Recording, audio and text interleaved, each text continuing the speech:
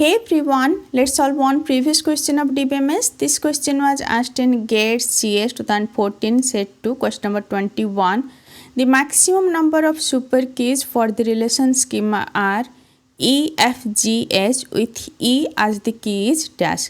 So it is asking how many super key possible with 4 attribute.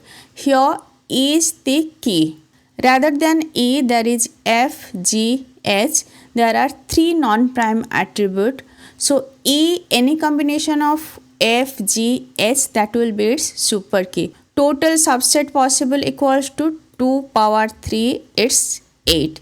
So there can be 8 super key possible with F, G, H, 5, F, G, H, then F, G, F, H, G, H, F, G, H.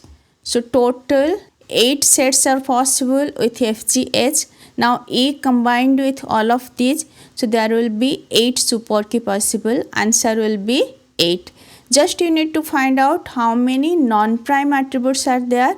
So 2 power that number of super key possible. I already discussed similar type of examples during lecture. Just go through the lecture, and if this lecture is helpful for you, please like, share and subscribe.